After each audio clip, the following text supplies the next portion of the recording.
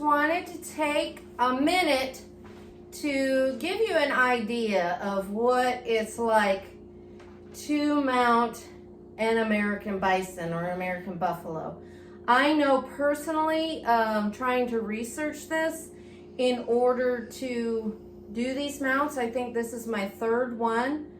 There's not a whole lot of content out there. It was really hard for me, and I don't think I found any as far as mounting an American buffalo or bison.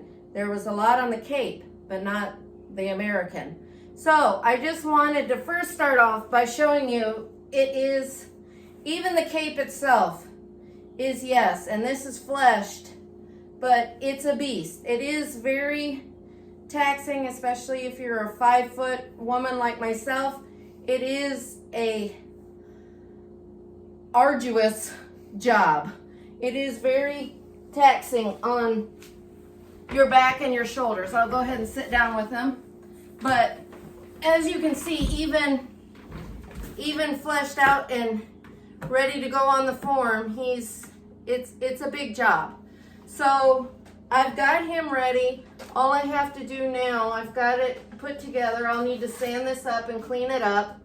And of course, make sure my eyes fit real good in the sockets and drill out my nose and open up my lips for tucking and all that, same as you would do any, but that's the thing, is if it's, like I said, once you've got the foundation taxidermy, it's all pretty much the same, whether it's big or small. I personally find the bigger animals easier to mount because there's not as much like form prep and all that as far as sanding and all, because that detail isn't going to show through this hair, through these lovely locks you see here.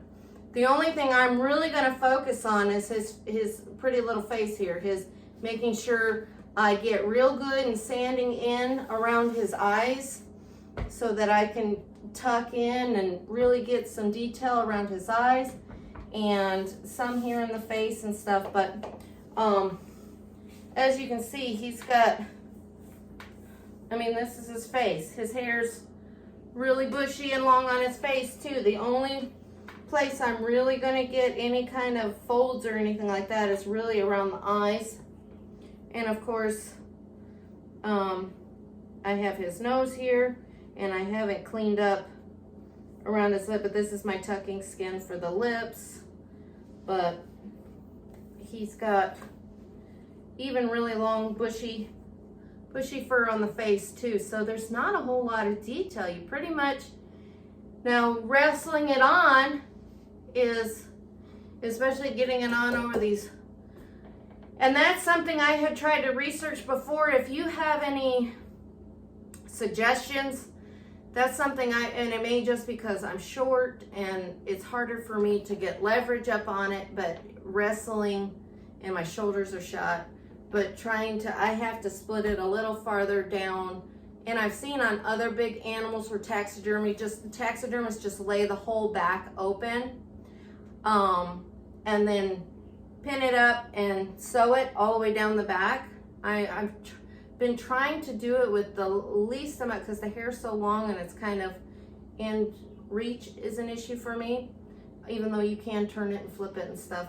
But I have found if I cut it at least right to the base of the hump here on the form, that I can get it over the horn bases on the form and get it on. It takes a little more wrestling, but I can get it on.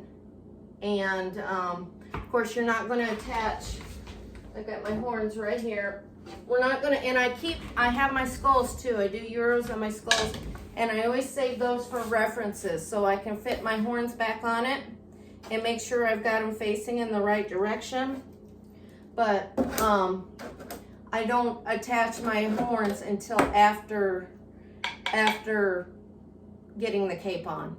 So, and then you'll see that in the process later on, but I'll just kind of put some spray foam in there and then tack it all the way around and make sure that's good and on there. And then I'll sew the cape, then I can sew the cape, then I know where my base of my horns is, and then I can sew the cape up good and tight and snug around. And then I usually take my tack gun too and make sure I tack all of that cape all the way around the base of my horns too.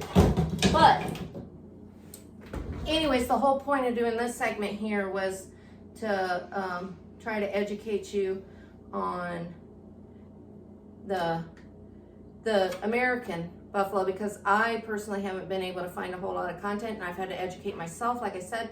So hopefully this helps you. I know I've just learned through trial and error and just by doing, and I've always encouraged you to do the same thing as a small shop taxidermist. It's just one of those things.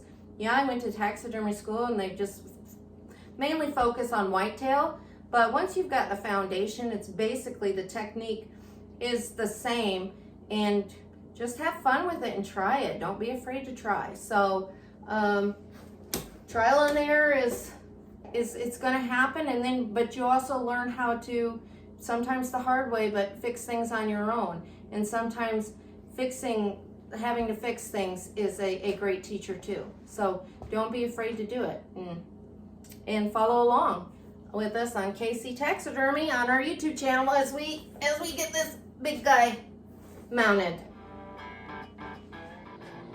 As you can see, there are big things going on here at KC Taxidermy, so make sure you subscribe so you can get notifications on everything that's going on here at KC Taxidermy. We'll see you then.